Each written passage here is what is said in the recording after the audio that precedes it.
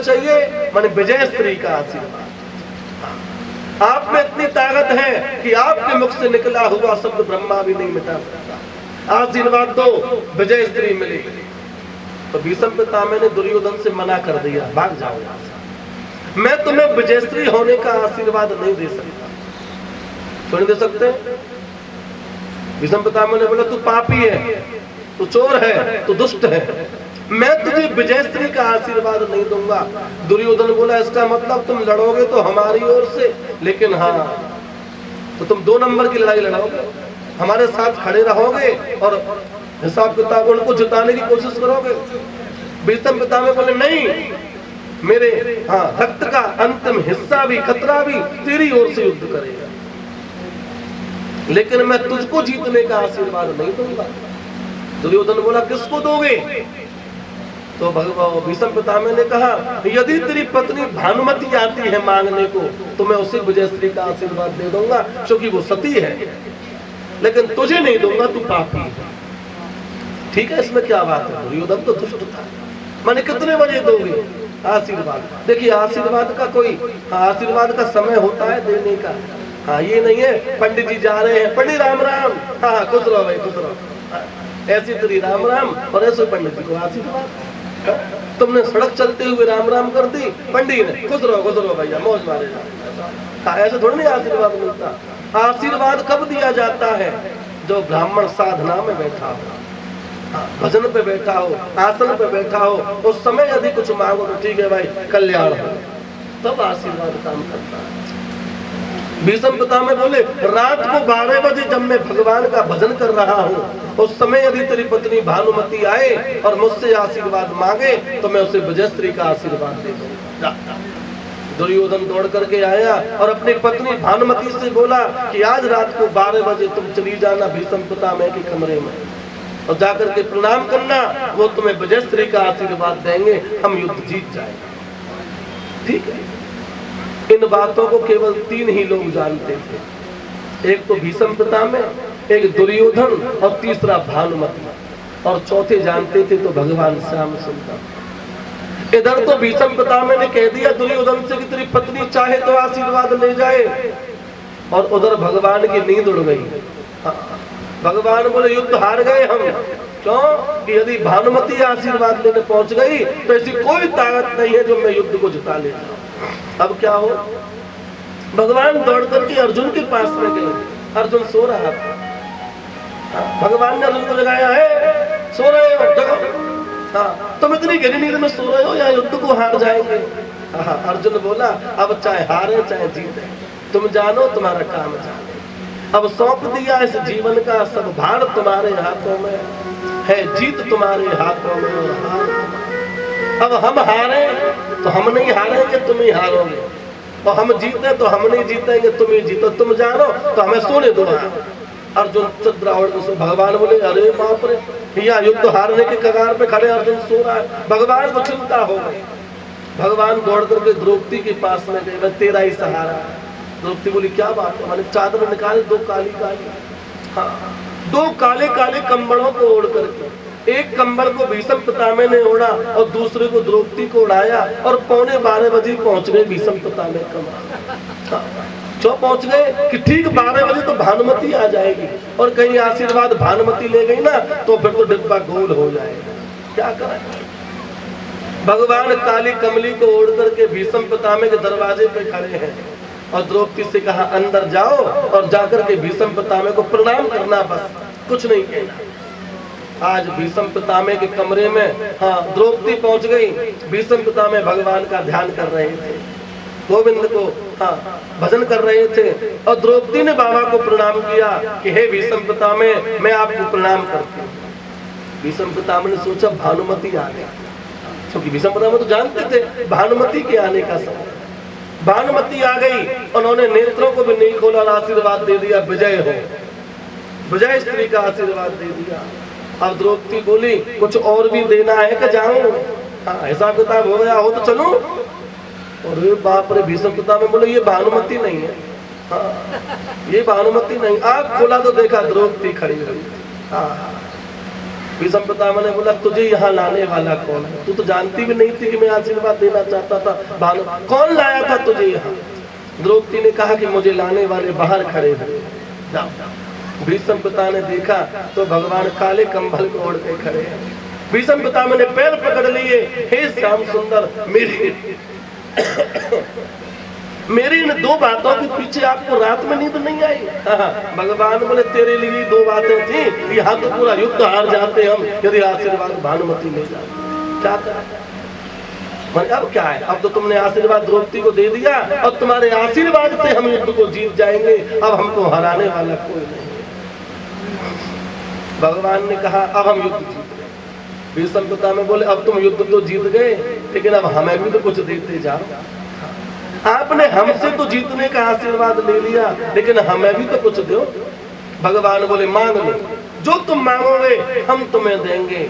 तो तब भीष्म पितामह ने भगवान से कहा था देहांत काले तुम सामने, बंसी बजाते मन को लुभाते, यह गीत गाते मैं प्राण त्यागूं, गोविंद दामोदर माधवी। कुछ नहीं चाहिए, बस जिस समय मैं जा रहा हूँ उस समय दुनिया तो तुम्हारे पास आती है और तुम मेरे पास ही आ जाना, बस यही चीज। हम मर के कहाँ जाते हैं?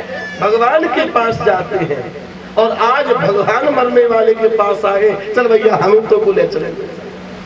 तो आज वही प्रतिज्ञा को पूरा करने के लिए भगवान भीष्म पितामह के पास पधारे हैं। मकर संक्रांति का बड़ा सुंदर दिन, देवताओं का दिन हो गया और सुंदर सी ज्योति आज भीष्म पितामह के शरीर से निकली और भगवान के श्री चरणों में जाकर के अंतर ध्यान हो गई। ऐसे भगवान को हमारा बार बार नमस्कार है। बोलो गोविंद भगवान की जय। जय जय श्री राम। बड़ी सुंदर कथा। आज भगवान ने पांचों पांडवों से विदा मांगी, मन भैया हम चलते हैं। भगवान द्वारका को पधारे, समय बीत रहा है, परीक्षित जी महाराज बड़े हो गए हैं। पांडवों ने सोचा कि भगवान को चले गए, और जब भगवान जा रहे थे तो युधिष्ठिर ने अर्जुन से कहा था कि जाओ छोड़ के आओ द्वारका। क्यों? क्योंकि युधिष्ठिर जी भगवान को भगवान मानते ही नहीं, खुद भैया मानते छोटा। अर्जुन से कहा रास्ते में कोई गड़बड़ी नहीं हो, संग जाओ। अर्जुन संग गए थे भगवान को और कुछ दिन वहां रुके थे। अर्जुन ने भगवान से कहा कि हम भी जाना चाहते हैं अब दिल्ली को, अपने घर को। तो आज भगवान ने विदा किया तो खूब सा धन दिया और खूब गोपिका दी, सेविकाएं दी, ले जा। तो रास्ते में अर्जुन उन धन को और गोपियों को लेकर के आ रहे थे तो भगवान ही भील बन करके आ गया। समय समय को देखिए, समय समय की बात, और काऊ समय पे दिन बढ़ो तो काऊ समय की। समय बढ़ो नर ना बढ़ो, समय बढ़ो बलवान, और भीलन लूटी गोपिका, और वही अर्जुन वही बात। आज भगवान अर्जुन को ये बताना चाहते हैं कि अब समय तुम्हारे अनुकूल नहीं रहा। आज अर्जुन जिस गांडीव के बल से महाभारत को जीत गया, आज उन भीलों ने धन को लूट लिया, गोपिकाओं को लूट करके ले गए। अर्जुन देखता रह गया, ना उसका गांडीव काम आया ना अर्जुन काम आया। क्यों? क्योंकि समय हमारे अनुकूल नहीं रहा। जब वक्त बदलता है तो अच्छे अच्छों को बदल के रख देता है। ये वक्त बहुत ही समय था जब महाभारत का युद्ध जीत लिया, लेकिन अब समय कुछ और है। दुर्योधन अर्जुन लौट करके आए हैं। अर्जुन का उतरा हुआ चेहरा युधिष्ठिर ने देखा। युधिष्ठिर ने पूछा क्या मामला? ऐसा लगता है तुम्हारा तेज नष्ट हो गया, या तो तुमने किसी नीच कुल के साथ में रमण किया हो। मामला क्या है? अर्जुन बोला मामला खत्म। क्या मतलब? माने अब चलने की तैयारी करो, भलाई इसी में है। क्योंकि जब मैं लौट के आ रहा था द्वारका से तो रास्ते में मुझे भीलों ने लूट लिया, धन गोपिकाएं सब ले ली। अब हमारा समय हमारे अनुकूल नहीं है। आज परीक्षित जी को राजगद्दी देगी। पांचों पांडव मां कुंती द्रौपदी को लेकर के हिमालय की ओर स्वर्गारोहण की यात्रा को चल दिए। यात्रा प्रारंभ हुई, सबसे पहले मां कुंती बर्फ में लीन हो गई। कुंती वृद्धावस्था थी, जब ज्यादा वृद्धावस्था आ जाती है तो फिर शरीर साथ नहीं देता, बर्फ में लीन हो गई। फिर पांचों पांडवों की जो धर्मपत्नी थी द्रौपदी, वो भी बर्फ में समाहित हो गई। द्रौपदी बड़ी रूपवान थी, और कितना भी रूपवान क्यों ना हो व्यक्ति अंत में मरना पड़ता है। द्रौपदी भी चली गई। नकुल और सहदेव बड़े ज्ञानवान थे, वो भी बर्फ में लीन हो गए। भीम बड़ा बलवान था, ज्यादा खाने वाला भी नष्ट हो जाता है, भीम जी की समाधि में। अर्जुन भगवान का सखा था, शिष्य था, लेकिन चाहे कोई भगवान का शिष्य हो या शत्रु, अंत में उसे भी मरना पड़ता है। अर्जुन भी चला गया। अब केवल युधिष्ठिर जी महाराज रह गए जो धर्म के अवतार हैं, और धर्म कभी लीन नहीं होता, धर्म की कभी समाधि नहीं होती। युधिष्ठिर जी सदैव ऊपर गए, और युधिष्ठिर जी की परीक्षा लेने के लिए स्वयं धर्मराज कुत्ते का रूप लेकर के आए, और दरवाजा खटखटाया। दरवाजा खोलिए। संयमनी नगरी धर्मराज जी के दरवाजे पर युधिष्ठिर जी खड़े हैं, और स्वयं धर्मराज जी आए और युधिष्ठिर जी से बोले, आपका स्वागत है, आप अंदर आइए। लेकिन ये कुत्ता अंदर नहीं आया। युधिष्ठिर जी ने कहा, कुत्ता कहां से आ गया? नीचे देखा तो छोटा सा कुत्ता था। युधिष्ठिर जी बोले कि धर्म कहता है 7 कदम चलने वाला मित्र हो जाता, और ये तो न जाने मेरे साथ कब से चला आ रहा है। हाँ, पहले ये जाएगा फिर मैं जाऊंगा, यही धर्म कहता। युधिष्ठिर जी परीक्षा में पास हो गए और सदैव अंदर गए। अब अंदर चाहे कोई भी जाए, चित्रगुप्त जी सबकी फाइल खोलते हैं। चित्रगुप्त जी ने फाइल को खोला, ओहो। यमराज जी से बोले, देखो हिसाब किताब तो ठीक है, लेकिन इनको नरक का चक्कर लगवाना पड़ेगा। युधिष्ठिर जी बोले, मुझको और नरक का चक्कर? ऐसा कौन सा मेरा पाप है कि जिस पाप से मुझे नरक का चक्कर लगाना पड़ेगा? मैंने जीवन में कभी कोई पाप नहीं किया।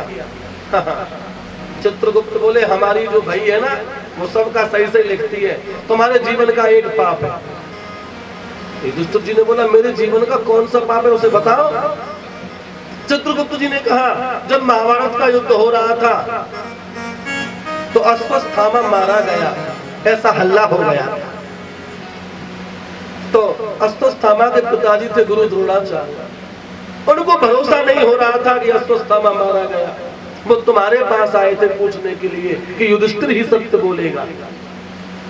और युधिष्ठिर जी जब अश्वत्थामा मारा गया ऐसा पूछने के लिए तुम्हारे पास गुरु द्रोणाचार्य आए, तो तुमने कहा था हाँ मारा गया, हाँ। लेकिन तुमने एक लाइन और जोड़ दी थी, नरो वा कुंजरो।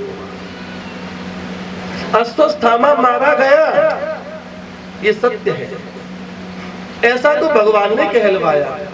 युधिष्ठिर जी बोल रहे हैं, ऐसा मैंने अपने आप नहीं कहा, ऐसा कहलवाने वाले भगवान कृष्ण थे, उनके कहने पर मैंने बोला था कि अश्वत्थामा मारा गया। कृष्ण भगवान को बुलाओ, हाँ, मुझे नहीं जाना नरक का चक्कर लगाना। चित्रगुप्त जी बोले, चक्कर तो लगाना पड़ेगा, क्योंकि इस भाई में जो लग गया वो सही है। युधिष्ठिर जी बोला, चक्कर नहीं लगाऊंगा, अश्वत्थामा मारा गया ऐसा मैंने कहा था, लेकिन भगवान के कहने पे कहा था। भगवान को बुला, भगवान आए। युधिष्ठिर ने कहा, कहो प्रभु, तुमने तो कहलवाया था कि कह दो अश्वत्थामा मारा गया। भगवान बोले, हाँ मैंने कहलवाया था अश्वत्थामा मारा गया, मैंने केवल इतना ही कहलवाया था कि अश्वत्थामा मारा गया, लेकिन तुमने एक लाइन अपने पास से जोड़ दी, हाथी मरा है कि मनुष्य मुझे नहीं पता। अश्वत्थामा मारा गया इतने तक तो कोई पाप नहीं है, क्योंकि मैंने कहलवाया, लेकिन हाथी मरा के मनुष्य, तो मैं मेरी बात पे भरोसा नहीं था, तुमने एक लाइन अपने पास से क्यों जोड़ी, और अपने पास से एक लाइन जोड़ने पर नरक का चक्कर लगाओ। जाओ, यदि हम अपने पास से इतना सा भी बोल देंगे तो उसका हमको दंड लगेगा, और भगवान की आज्ञा से जो करते जाओगे उसका तुमको कोई पाप नहीं।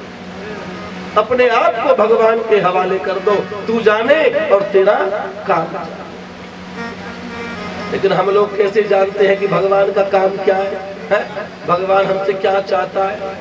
ये बड़ा गहरा विषय है, समझ में तो आएगा लेकिन कठिनता से आएगा। हमारी जो मति है, हमारी जो बुद्धि है ना, ये बड़ी छोटी है। ये तो छोटी सी बुद्धि में इतनी बड़ी बात कैसे बैठेगी? तो आज युधिष्ठिर जी ने नरक का चक्कर लगाया और धर्मराज जी की सभा में विराजमान। नीचे परीक्षित जी राज करते हैं। परीक्षित जी ने सोचा कि दादा परदादा कितना धन छोड़ के गए हैं, जरा देखें तो सही। प्रत्येक बच्चे की इच्छा होती है अपने बाप दादा की संपत्ति को देखने की। हाँ, पिताजी चले जाते हैं तो लॉकर की चाबी को लेकर के बैंक में जाते, देखा तो सही कचू हाथे का ना लॉकर में, पिताजी 2 महीना में चक्कर लगावे जाओ करके। तो ऐसे ही परीक्षित जी महाराज आज पधारे हैं अपने खजाने में, और खजाना देखा, अरे बाप रे, अकूत संपत्ति, खजाना देख रहे हैं अपना, इतना धन है कि कुबेर की भी बुद्धि चकरा जाती है जब खजाने को देखता है। पांडवों के पास में इतनी संपत्ति थी। और आज क्या हुआ, परीक्षित जी ने देखा कि खजाने में एक बड़ा बक्सा रखा हुआ, बहुत सुंदर बक्सा, उसको खोला, उसके अंदर एक और बक्सा, उसको भी खोला, एक छोटी सी पेटी, उसको खोला, उसमें एक बड़ा सुंदर मुकुट रखा। परीक्षित जी ने सोचा, इतना कीमती मुकुट और इस खजाने में धूल चाट रहा है, इसको तो हमारे मस्तक पे होना चाहिए।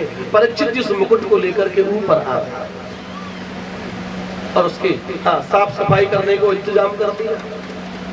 मुकुट को ले आए और अपनी सभा में रख रखा है कि मैं इसी को लगाया करूंगा। उसकी जो है डेकोरेशन हो रही है मुकुट की। एक रात परीक्षित जी घूमने के लिए गए। पहले राजा लोग जाते थे अपनी प्रजा में सुख दुख को देखने के लिए कि मामला क्या है। गए तो देखा परीक्षित जी ने काला काला पुरुष और गाय को और बैल को पीट रहा। रात्रि का समय था, हाथ में डंडा लगा हुआ है, कभी गाय को पीटे, कभी बैल को पीटे, कभी गाय को पीटे, कभी बैल को पीटे। गाय कौन है? गाय है पृथ्वी और बैल है धर्म, और पीटने वाला कौन है? कलयुग। कलयुग के त्रास से, कलयुग के कष्ट से ये धर्म और पृथ्वी दोनों ही दुखी हैं। परीक्षित जी ने रोका, है दुष्ट, कौन है रे तू, और इनको क्यों पीट रहा? छोड़। कलयुग की नार पर तलवार रख दी। कलयुग घबरा गया, कांपने लगा, पैर पकड़ लिए परीक्षित जी के, महाराज मैं आपकी शरण में हूँ, और शरण में आए हुए की राजा रक्षा करते, चाहे वो अपराधी था। परीक्षित जी ने बोला, क्यों नाम दे, हम कौन हो, क्या नाम है, और हमारे राज्य में क्या कर रहे हैं, क्यों पीट रहे हो इनको? कलयुग बोला, देखो नाराज होने की तो बात नहीं है, मेरा नाम है कलयुग, मैं कली हूँ। परीक्षित जी बोला, कली हो तो मेरे राज्य में क्यों आए? कलयुग ने कहा, आपके राज्य तो अब खत्म हो गया, अब यहाँ से आगे मेरा राज्य होगा, मैं कलयुग। और रही बात राज्य की, तो मैं कब नहीं था, कलयुग कब नहीं था। चारों युगों में चारों युग विद्यमान रहते हैं। त्रेता में भी कलयुग था, द्वापर में भी कलयुग था, सतयुग में भी कलयुग था, और अब तो कलयुग भन्नाटे पे है। अब तो कलयुग का चहुओर जोर है। चारों युगों में चारों युग विद्यमान है। सतयुग में गौतम की नारी अहिल्या के साथ में छल हुआ था, क्या ये कलयुग का लक्षण नहीं है? कलयुग को मौका मिला, उसने असर दिखा दिया। गौतम की नारी अहिल्या के साथ में छल हो गया, ये कलयुग की निशानी है। द्वापर में फिर आया था त्रेता। त्रेता में रावण विद्वान ब्राह्मण पंडित जी सीता जी को हर के ले गए, दूसरी की नारी को हर के। ये कलयुग की निशानी नहीं है तो क्या? उस समय मौका मिला, रावण सीता जी को हर के ले गया, यही कलयुग की निशानी है। फिर आ गया द्वापर। द्वापर में भी कलयुग ने बहुत से खेल दिखाए। युधिष्ठिर धर्मराज जुए में हार गए, कहीं ना कहीं तो गड़बड़ी थी। धर्मराज, अगर खेल धर्म का होता तो क्यों हारते? खेल तो अधर्म का था, अधर्म के खेल में धर्मराज जी हार गए, ये कलयुग की निशानी है। भरी सभा में स्त्री को नग्न किया जा रहा था, ये कलयुग की निशानी नहीं थी तो क्या था? और आज तो कलयुग अपने स्वभाव पर है, कलयुग तो अपनी जवानी पर है। अब तो ऐसी ऐसी घटनाएं सुनने को मिलती हैं जो हमारी बुद्धि ने कभी सोची भी नहीं होगी। अखबार का पहला पन्ना हटाओ, दूसरे पन्ने से खबर चालू लगा लीजिए। अब तो कलयुग है। उस समय में उसको एक एक मौका मिला था, उसने रंग दिखा दिया। और देखो, हम ऐसा नहीं कह सकते कलयुग में सतयुग नहीं है, खूब है। हमारे बगल में गांव है, तो उस गांव में 3 भाई हैं। 3 भाई हैं और तीनों भाइयों पे तकरीबन 20-20 बीघा खेत होगा, तथा 60 बीघा खेत हो गया। अब एक भाई के एक ही बेटा है, एक भाई के 3 बेटे हैं और एक भाई के 2 बेटे। तो 60 बीघे खेत का जब बंटवारा हुआ तो उन 6 बेटों को 10-10 बीघे बांटा गया। अब ये सतयुग की बात नहीं है तो क्या है? तो इस कलयुग में भी सतयुग रहता है और सतयुग में भी कलयुग रहता है। हमारे बगल में गांव है, मथुरा रोड पे मल्लू पड़ता है। मल्लू में है जाट है, वो क्षत्रिय फौजदार जी, बड़े तीनों भाइयों में बड़ा प्रेम है। एक भाई का तो एक है, अब उसका तो 20 बीघा मिलना था लेकिन 10 ही रह गया। क्यों रह गया? क्योंकि 10 बीघा दूसरे भाई को चला गया। आज के जमाने में 1-1 इंच पर लड़ाई हो जाती है और वहां तीनों भाइयों ने अपने 6 बेटों को बराबर बराबर जमीन बांटी है। ये सतयुग की निशानी नहीं है तो हर युग में हर युग विद्यमान रहता है। कलयुग ने कहा था परीक्षित जी से, मुझे मारो मत, हाँ आप जहां कहोगे मैं वहां पे रह लूंगा, लेकिन मुझे मारो मत। क्यों? कि आपके मारने से मैं मरूंगा तो नहीं। कलयुग ने कहा था आप जो जगह बता दोगे मैं वहीं रह लूंगा। परीक्षित जी ने कहा जाइए, यहाँ पर जुआ खेला जाता हो वहां तेरा वास होगा, यहाँ पर मदरा पान होती हो वहां तेरा वास होगा, यहाँ पर वैश्यावृत्ति होती हो वहां तेरा वास होगा। खिल खिल खिल खिल खिल। कलयुग हंस गया।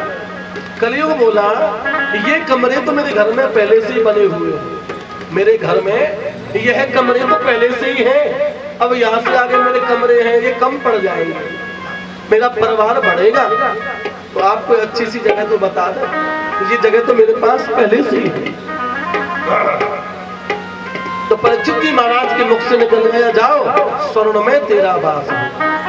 इसमें सोने में तेरा वास होगा। 88,000 ऋषियों ने सूर्य जी से प्रश्न कर दिया, सावधान। सावधान माने क्या हो गया? ऋषियों ने पूछा, हे सूर्य जी महाराज आप कह रहे हो कि राजा ने कहा था कलयुग से कि सोने में तेरा वास होगा, और शास्त्र कहता है कि सोने में तो भगवान नारायण वास करते हैं। भगवान का नाम है हिरण्यगर्भ, भगवान की नाभि में सोना बसता, भगवान की टुंडी में सोना बसता। भगवान ने कहा था कि नदियों में मैं गंगा हूँ, तिथियों में मैं एकादशी हूँ, वृक्षों में मैं पीपल हूँ, पक्षियों में मैं गरुड़ हूँ और धातुओं में मैं सोना हूँ। जब धातुओं में स्वयं भगवान सोना है तो सोने में कलयुग का वास कैसे हो गया? सोने में तो भगवान नारायण विराज। सूर्य जी महाराज ने कहा यहाँ का पसीना, सिर का पसीना जब एड़ी पे आ जाए और उस कमाई से जब सोना बने तो उसमें भगवान वास करते हैं। मेहनत की कमाई में भगवान वास करते हैं। और रात को बंदूक लेकर के पहुंच गए चौराहे पर, उदय चौराहे पर कट्टा रख दिया है, पान निकालो, सारा धन ले लिया और उससे अंगूठी बनवा ली और फिर कहे कि इसमें भगवान रहते, काहे को भगवान रहेंगे? उस सोने में फिर कलयुग वास करता है। एक कहावत है, सोना खोया बुरो और सोना पायो। क्यों? सोना खो गया तब भी बुरा था और सोना पा गया जब भी बुरा है। ऐसी क्या खास बात है? सोना खो गया तो हाथ से भगवान नारायण चले गए, क्योंकि सोने में भगवान नारायण था। सोना पा गया तो मफत का सोना था, सो कलयुग घर में आ गया। सोना पायो बुरो और सोना खो। आज परीक्षित जी ने कह दिया कलयुग से खाओ, सोने में तुम्हारा वास होगा। अब तो कलयुग को मौका मिल गया। कलयुग हंस करके बोला, ठीक, अब कभी मौका लगेगा तो तुम्हारे मूड पे बैठूंगा। ऐसा कहकर के तो कलयुग चला गया। और उधर जो मुकुट था ना, सूर्य जी महाराज ने कहा ये मुकुट अनीति का कमाया हुआ था, अनीति का। नीति के धन में तो भगवान वास करते हैं और अनीति के पैसे में कलयुग वास करता है। ये मुकुट किसका था? ये मुकुट जरासंध का था, मगध नरेश जरासंध। जिस समय राजसूय यज्ञ किया था पांडवों ने, तो सब राजाओं ने दासता स्वीकार की थी। राजसूय यज्ञ होता है कि एक राजा होगा, तो युधिष्ठिर जी राजा बनने वाले थे। सब लोगों ने सम्मति दे दी कि हाँ राजा बने, लेकिन जरासंध ने सम्मति नहीं दी। जरासंध ने बोला हम काहे को दे सम्मति, हमसे युद्ध करो, हमें जीतो, तभी तो हम कहेंगे कि हाँ तुम राजा बनो। जरासंध की जेल में न जाने कितने हजार राजा बंद थे। तो भगवान ने युधिष्ठिर जी से कहा था कि आप राजसूय यज्ञ तो कर रहे हो, लेकिन अभी जरासंध पर तुमने विजय प्राप्त नहीं की, और जब तक जरासंध पर विजय प्राप्त नहीं होगी, जब तक ये यज्ञ सफल नहीं होगा, क्या करें? भगवान ने कहा चलो उससे युद्ध करने चलते हैं। तो आज भगवान ने अर्जुन को साथ में लिया, भीम को साथ में लिया, और भगवान तीनों ब्राह्मण का वेश बना करके और जरासंध के दरवाजे पर पहुंचे। जरासंध ब्राह्मणों का बड़ा सम्मान करता है। कब से? जब जरासंध ने मथुरा पर आक्रमण किया था 17 बार, तो 17 बार भगवान ने उसे हरा दिया था, और जब 18वीं बार आक्रमण किया था तो जरासंध ने 10,000 पंडित जप पे बैठाए। पहले वो पंडित जी माला और मेरे नाम को भजन करो। पंडित जी बोले कैसे भजन करें बता? जरासंध ने कहा था अगर मैं जीत गया तो तुमको माला माल कर दूंगा, अगर मैं हार गया तो तुमको कोलू में पिलवा दूंगा, ध्यान रखना। अब तो बेचारे पंडित जी बोल गए मंत्र में, अब क्या कह रहे हैं? कृष्ण तू हार जाइयो, कृष्ण तू हार जाइयो। आधे से पंडित बोले कृष्ण तू भाग जाइयो, आधे पंडित भजन कर रहे कृष्ण तू हार जाइयो, और आधे पंडित जी कह रहे कृष्ण तू भाग जाइयो। पीछे देख लगे क्यों? आज ब्राह्मणों की रक्षा के लिए भगवान रण को छोड़ करके भागे, और जरासंध मथुरा को जीत गया। तो जरासंध के दिमाग में ये बात फिट हो गई कि मेरे पंडित जी बड़े विद्वान हैं। जब से वो ब्राह्मणों की बड़ी सेवा करता है, जरासंध के दरवाजे पर एक बोर्ड लगा हुआ है, उसमें लिखा हुआ है कि 24 घंटे में ब्राह्मण कभी भी मुझसे मिलने आ सकते हैं। तो तीनों कृष्ण भगवान, अर्जुन और भीम ब्राह्मण का वेश बना करके जरासंध के दरवाजे पर पहुंचे। जरासंध रोजाना ब्राह्मणों को दान देता था।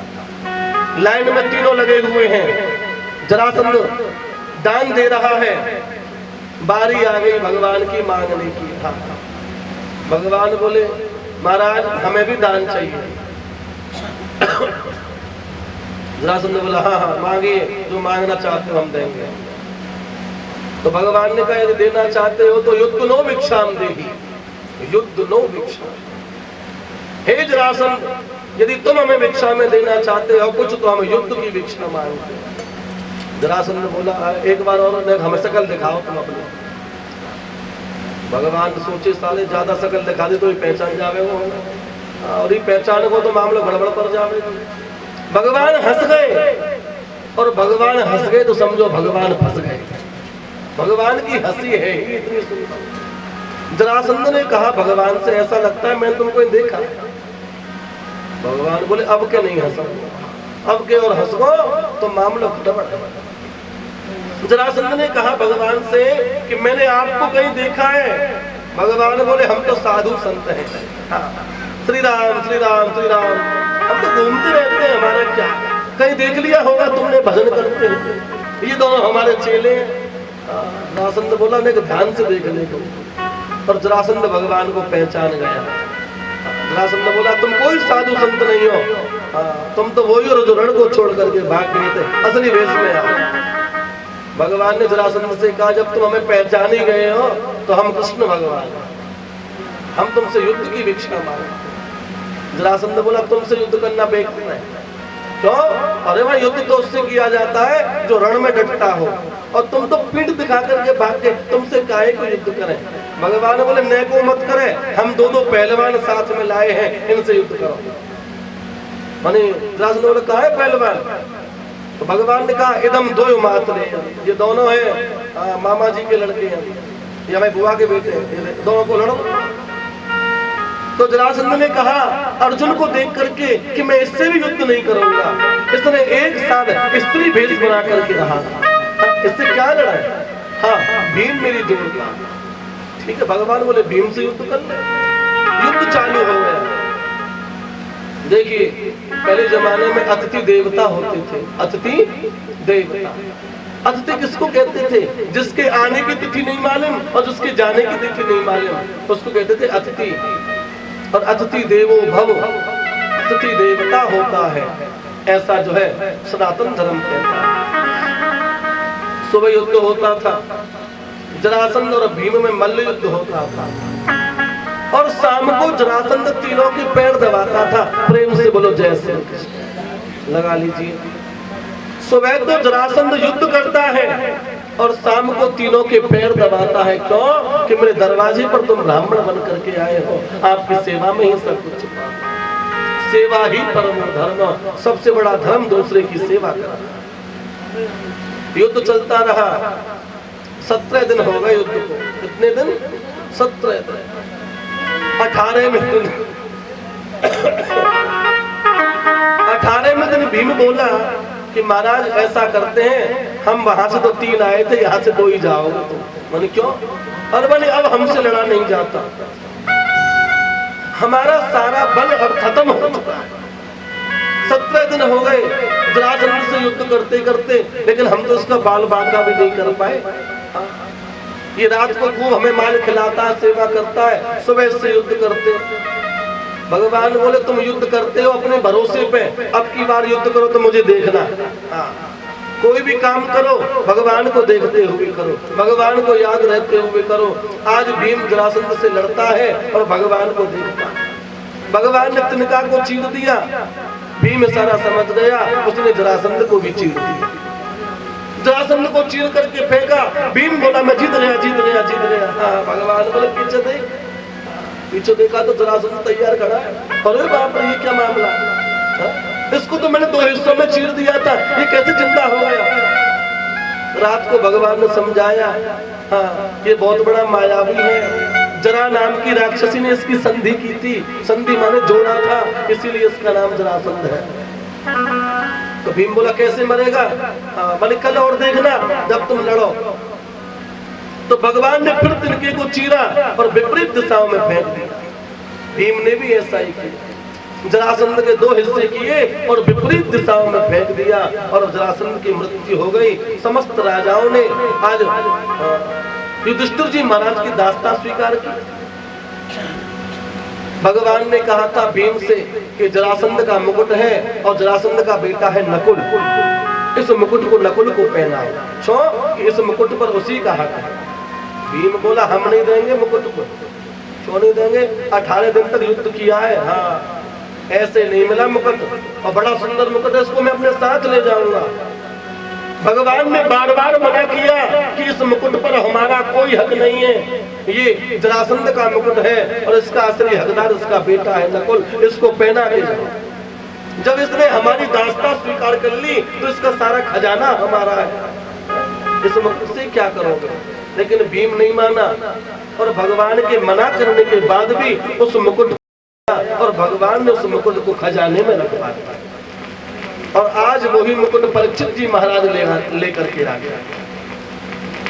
अगले दिन परीक्षित जी ने उस मुकुट को अपने सिर पर लगाया, कलयुग को मौका मिल गया और कलयुग परीक्षित जी के मस्तक पर बैठ गया। प्रेम से बोलो जय श्री कृष्ण, जोर से बोलो। परीक्षित जी के मस्तक पर कलयुग विराज गया। आहा, और जब कलयुग जिसकी खोपड़ी पर बैठ जाए ना तो समझो उसके बुरे दिन चालू हो। जो राजा कभी शिकार खेलने नहीं गया, आज परीक्षित जी शिकार खेलने को वन में गए और सुदूर वन में प्रवेश किया। धूप पड़ रही थी, आहा, शरीर विवल हो गया गर्मी से। वन में प्रवेश करते जा रहे हैं, परीक्षित जी ने देखा कि एक आश्रम बना हुआ है। समीक ऋषि के आश्रम में पहुंचे और आश्रम में गए, देखा ऋषि भगवान का भजन करते हैं, नेत्र बंद हैं और ऋषि भगवान के ध्यान में हैं।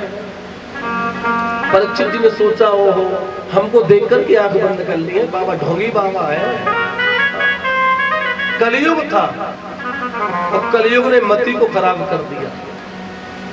आज कलयुग चल रहा है, रास्ते में कोई संत ब्राह्मण जाता है, चंदन लगा होता है तो हम लोग क्या, ढोंगी है ढोंगी, हम लोग उसे ढोंगी कहते हैं। क्यों? क्योंकि हमारी मति को कलयुग नहीं पकड़ता। परीक्षित जी महाराज ने देखा कि संत समीक ऋषि भगवान का भजन कर रहे हैं और परीक्षित जी कह रहे ढोंगी है, हमको देख करके आंख बंद कर लिए, क्यों कि राजा आए हैं, कहीं इनका आदर सत्कार करना नहीं पड़े, इसलिए आंख बंद कर ली। परीक्षित जी ने इधर उधर देखा, एक मरा हुआ सर्प पड़ा था, उस सर्प को लिया और ऋषि के गले में डाल करके अपने महलों में आ गए, मुकुट को उतारा, और जैसे ही मुकुट को उतारा कलयुग दूर हो गया, राजा की मति निर्मल हो गई, रोने लगे परीक्षित जी, आज हमसे अपराध हो गया, ये क्या अपराध कर दिया हमने ऋषि का अपमान कर दिया, अब इसका अपराध का हमें प्रायश्चित करना होगा। अपनी गलती मानते हैं। उधर क्या हुआ, साय का समय था, समीक ऋषि के आश्रम में कुछ जो विद्यार्थी पढ़ने आते थे, उन्होंने देखा कि गुरुजी के गले में मरा हुआ सर्प पड़ा है, रोने लगे, शिष्य घबरा गए, दौड़ करके उनके बेटे श्रृंगी ऋषि के पास में आए। वो तपस्या कर रहे थे नदी किनारे, सारी अधोपांत घटना सुना दी। श्रृंगी ऋषि दौड़ करके आए और अपने पिता के गले में मरे हुए सर्प को देखा, पिता के कमंडल में से जल को लिया और तपस्या के बल से श्राप दे दिया कि इति लंघति मर्यादा, कि जिसने इस मर्यादा का उल्लंघन किया है, एते तक्षक सप्तमे अहल, जिसने मेरे पिता के गले में मरा हुआ सर्प डाला है, आज के ठीक 7 दिन बाद यही सर्प उसका काल होगा। श्राप, और श्राप का जल जब धरती में छूटा, ये धरती कांपने लगी। पिताजी के नेत्र खुल गए। समीक ऋषि ने अपने बेटे से पूछा, क्या मामला है? श्रृंगी ऋषि ने कहा था कि आपके गले में किसी ने मरा हुआ सर्प डाल दिया था और मैंने उसे श्राप दे दिया है कि 7 दिन में उसकी मृत्यु इसी सर्प के काटने से। समीक ऋषि ने अपने बेटे को डांटा, उसको शाबाशी नहीं दी, वाह बेटा तूने कमाल कर दिया, ऐसा नहीं कहा, उसे डांटा, कहा कि तुझसे अपराध हो गया। ये सर्प को डालने वाले कोई और नहीं थे, परीक्षित जी महाराज, और राजा में भगवान का अंश होता है, और तूने हमारे राजा को श्राप दे दिया। जाओ और राजा को ये समाचार पहुंचाओ कि अपनी मुक्ति का मार्ग प्रशस्त करे, क्योंकि जिसको सर्प काटता है ना, उसकी मुक्ति नहीं होती। समीक ऋषि ने कहा श्रृंगी ऋषि से, बन जाइए, अपने कुछ शिष्यों को वहां भेजिए और राजा को ये आदेश दिलवाइए कि अपनी मुक्ति का मार्ग ढूंढे कि आज से ठीक 7वें दिन तुमको तक्षक खाएगा। ऋषियों के शिष्य आए, परीक्षित जी महाराज अपने महलों में घूमते हैं चिंता में कि अब मेरा कल्याण कैसे हो। समाचार सुना कि श्रृंगी ऋषि ने श्राप दे दिया है। परीक्षित जी महाराज बड़े प्रसन्न हो गए, उन्होंने श्राप को स्वीकार किया, बोले कि इस ब्रह्मा की सृष्टि में 7 दिन से पहले मुझे कोई नहीं मार सकता। प्रेम से बोलो जय श्री कृष्ण। परीक्षित जी बोले, इस ब्रह्मा की सृष्टि में सेकंड का भी पता नहीं है किसी का, लेकिन मुझे पता है कि मैं 7 दिन से पहले नहीं मरूंगा। क्यों? क्योंकि ऋषि का श्राप है कि 7वें दिन ही मेरी मृत्यु होगी, उससे पहले तो हो ही नहीं सकता। लेकिन हम ये नहीं जानते कि हमारी कब होगी। परीक्षित जी को पता था कि 7 दिन से पहले मुझे कोई नहीं मार सकता, लेकिन हमको नहीं पता कि हम कब मर जाएं। इस सृष्टि में परीक्षित जी ही ऐसे थे जो ये जानते थे कि मैं 7 दिन से पहले नहीं मर सकता, और यहाँ कब किसका काल आ जाए कोई नहीं जानता। परीक्षित जी ने अपने बेटे जन्मेजय को राजगद्दी दी, जन्मेजय को गद्दी दे दी, और परीक्षित जी ने अपना राजकाज छोड़ दिया, साधु वाले वस्त्र पहन लिए, और बस एक ही प्रश्न है जीवन का कि कल्याण कैसे हो।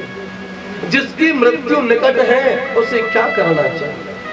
रास्ते में जो भी संत मिलते हैं, जो भी विद्वान ब्राह्मण मिलते हैं, जो भी मिलता है, उससे यही पूछते हैं कि जिसकी मृत्यु निकट है उसे क्या करना चाहिए। किसी से ये नहीं पूछा कि मेरी मृत्यु निकट है मुझे क्या करना चाहिए, अपने लिए नहीं, मैं तो जा ही रहा हूँ, जाते जाते सबका कल्याण हो, ऐसा प्रश्न पूछा। किसी से ये नहीं पूछा कि मेरी मृत्यु निकट है मैं क्या करूं। सबसे एक ही बात पूछते हैं कि जिसकी मृत्यु निकट है उसे क्या करना चाहिए। अब तो कोई कहे महामृत्युंजय का जप करो, कोई कहे सतचंडी कराओ, कोई कहे भैरव बाबा की पूजा करो, कोई कहे हनुमान बाबा को भजो। अब तो जैसा जैसा सुने सब अपने अपने मत के अनुसार सब पता में। परीक्षित जी महाराज ने कहा ये कोई ठीक उत्तर नहीं है भाई। जिन उत्तरों पर सबकी सहमति नहीं है वो तो सब अलग अलग है। जो भी मिलता है सबसे एक ही बात पूछते हैं कि जिसकी मृत्यु निकट है उसे क्या करना चाहिए। और बंधुओं, हम सबकी भी मृत्यु निकट है। हमारा 7 दिन में ही जन्म होता है और 7 दिन में ही हमको मरना होता है। ये 7 दिन ही सप्ताह के 7 दिन है। रवि सोम मंगल बुध गुरु शुक्र शनि, यही 7 दिन। इन्हीं 7 दिनों में जन्म होता है, इन्हीं 7 दिनों में शादी हो जाती है, इन्हीं 7 दिनों में माता पिता हो जाते हैं, इन्हीं 7 दिनों में मरना हो जाता है। यही 7 दिन सबके लिए बने हैं, 8वां दिन किसी के भी लिए नहीं बने। 7 दिन में जन्म और 7 दिन में मृत्यु। मुझे श्याम प्यारे शरण अपनी ले ले, मुझे श्याम प्यारे शरण अपनी ले ले, मुझे श्याम प्यारे शरण अपनी ले।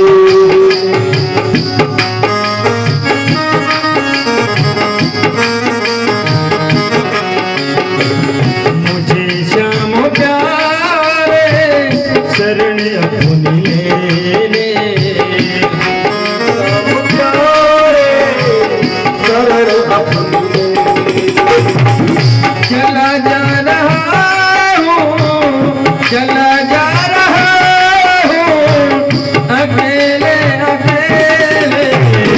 मुझे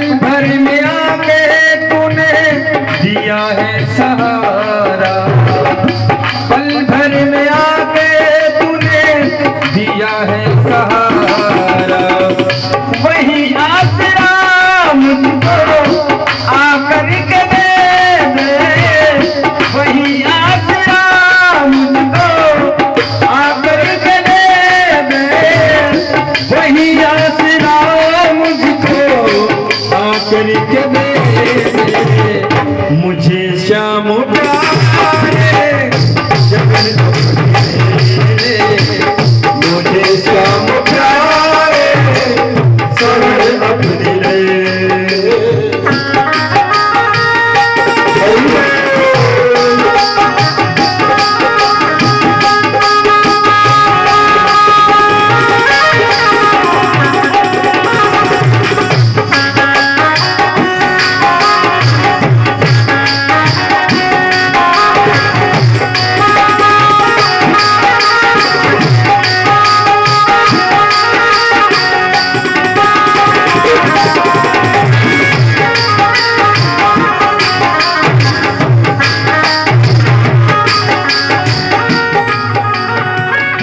जब तक रहूं मैं तेरा नाम गाऊं, जब तक रहूं मैं तेरा नाम गाऊं, एक पल भी बाबा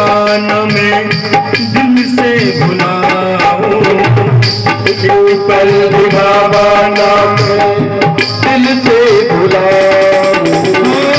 जब तक रहूं मैं तेरा नाम गाऊं, जब तक तेरा नाम गाऊं। कैमरा वाले भाई साहब ये इधर घुमाओ इनको। ये कैमरा इधर घुमा दो, ये ताली नहीं बजा रहे, पता तो चले ना इनको कि पीछे वीडियो देखेंगे तो पता चलेगा किस किस ने ताली बजाई किसने नहीं बजाई। जब तक रहूं मैं तेरा नाम गाऊं, जब तक रहूं मैं तेरा नाम गाऊं। इस पल भी बाबा मैं ना तुमको बुलाऊं, एक पल भी बाबा तुमको बुलाऊं। मेरी डोरियां तूने हाथों में ले, मेरी डोरियां तूने हाथों में ले, मेरी डोरियां मैंने हाथों में ले। मुझे शाम प्यार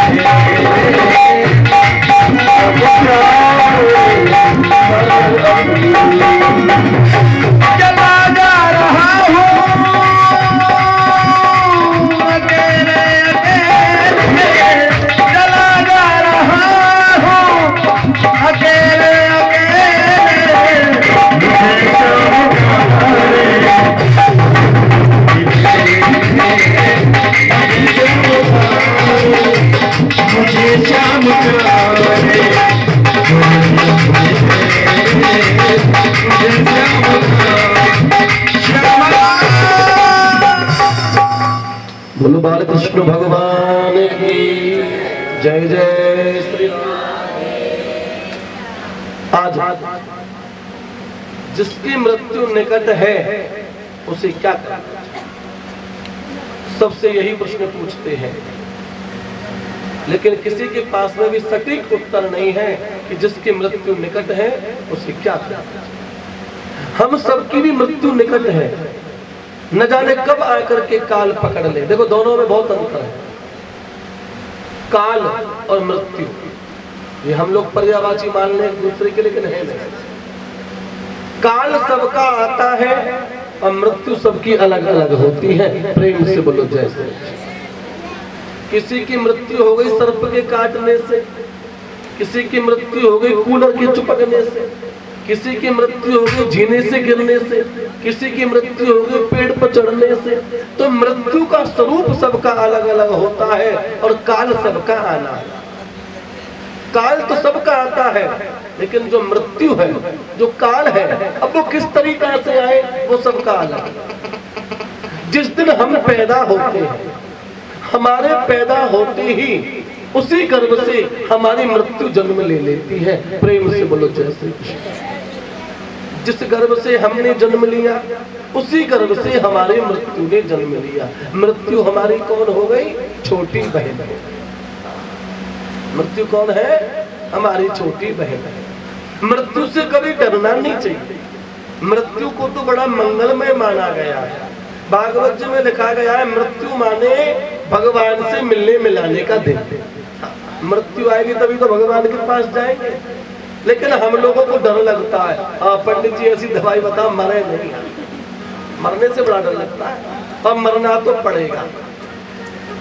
इस धरती का यही सत्य है, इस मृत्यु लोक का यही सत्य है कि मृत्यु होनी और बस। और इसी सत्य से हम लोग दूर भाग रहे हैं। क्यों हमारे हिसाब किताब में गड़बड़ी है ना। इनकम टैक्स की फाइल जब भरते हैं तो पूरे साल का ब्यौरा देना पड़ता है। यहाँ ये खर्च हुआ, यहाँ ये खर्च हुआ, यहाँ ये खर्च हुआ, ऐसा हुआ, वैसा हुआ, ऐसा हुआ।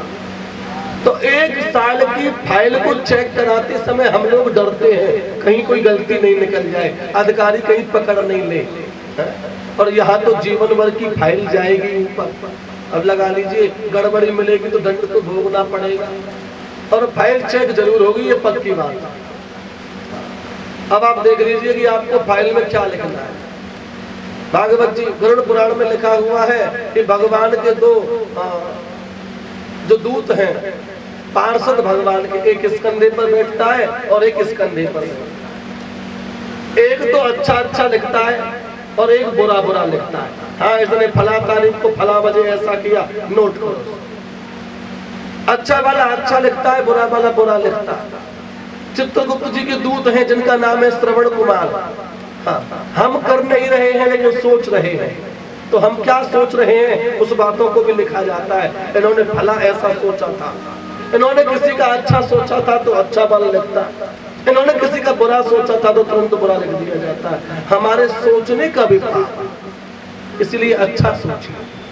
ये तो एहसान मानो इस कलयुग का कि कलयुग में सोचने का पाप नहीं लगता। प्रेम से बोलो जय श्री कृष्ण। कलयुग में ये बहुत बड़ी खूबी है। त्रेता द्वापर सतयुग में हम अंदर से किसी का बुरा सोचते थे ना तो पाप लगता था, लेकिन कलयुग में तुम कितना भी बुरा सोचते रहो कोई पाप नहीं है, जब तक तुम किसी का बुरा करोगे। जब तक तुम कर्म हाथ से किसी का बुरा नहीं करोगे, जब तक तुमको कोई पाप नहीं लगेगा। लेकिन हाँ, तुम अच्छा अच्छा सोचते रहो, उसका पुण्य लग जाएगा। कलयुग का यह पुण्य प्रतापा, मन से पुण्य लगे नहीं पापा। मन से तुम पुण्य कर लो लग जाएगा, लेकिन मन से पाप हो गया तो वो नहीं लिखा जाएगा। ये कलयुग में छूट है। दूसरी छूट है कलयुग में, उल्टा नाम जपा जप जाना बाल्मीकि में धर्म समान। अरे मैंने राम राम नहीं है तो मरा मरा कहते रहो, क्योंकि मरा मरा मरा मरा कहने से भी राम राम हो जाता है। मैं तुमसे राम नहीं निकलता था, मरा मरा चिल्लाते रहो, लेकिन कुछ तो कहो। ये छूट है इस कलयुग में। उस जमाने में जब तप हवन स्वाध्याय करने पड़ते थे, लेकिन यहाँ तो नाम से ही कल्याण हो जाता। इसीलिए तो कलयुग समयुग आन नहीं, इस कलयुग जैसा दूसरा युग नहीं आएगा। जो तुमको करना है सो उसी में कर लो। यहाँ थोड़े का बहुत मिलता, थोड़े का बहुत, और उन समय में ना तो बहुत का बहुत ही मिलता था, थोड़े का थोड़ा। लेकिन यहाँ थोड़े का बहुत है और बहुत का तो न जाने कितना है, कोई गिनती नहीं। कलियुग के बलो नाम आधारा, कलियुग के बलो नाम आधारा, कलियुग के बलो नाम आधारा, कलियुग के बलो नाम आधारा। सुमर सुमर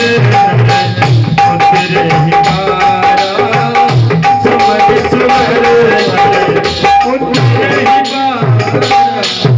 राम नाम जपते रहो जब तक घट में कबो तो दीन दयाल के भनक पाए। कभी तो राम जी हमारे नाम को सुनेंगे।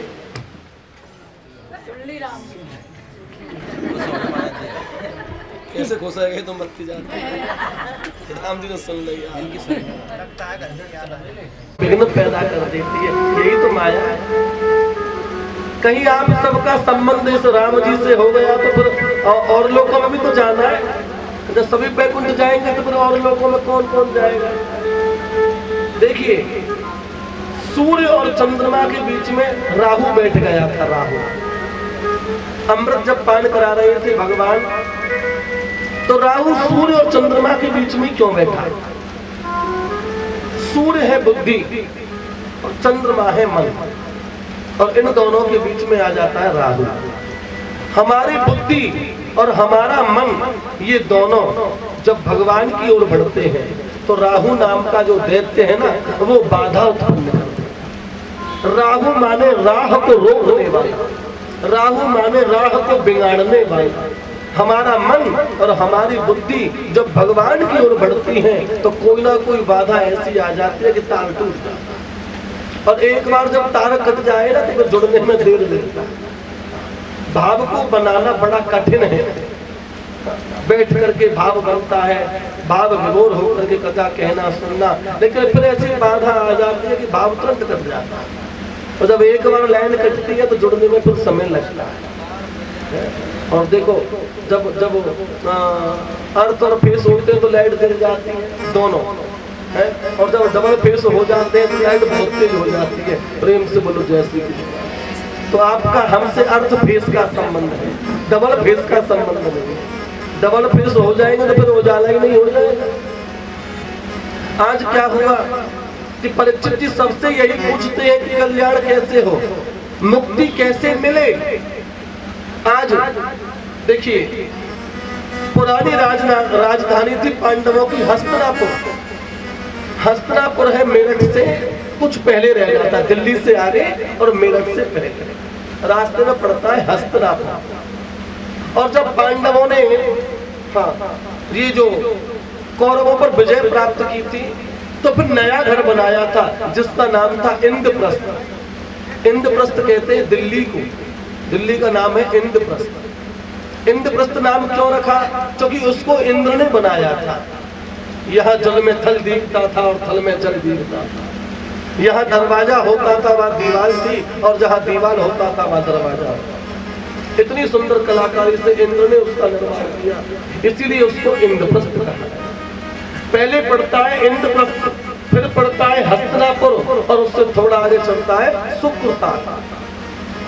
तो परीक्षित जी ने जब इंद्रप्रस्थ को छोड़ा तो हस्तिनापुर को भी पार करते हुए गंगा के किनारे पर पहुंच गए और त्रिकोण में आसन लगाया और उस पर बैठे हैं। और रास्ते में बहुत संत मिले, बहुत बड़े बड़े मनीषी मिले, बड़े बड़े विद्वान मिले। सबसे एक ही बात पूछी कि जिसकी मृत्यु निकट है उसे क्या करना चाहिए।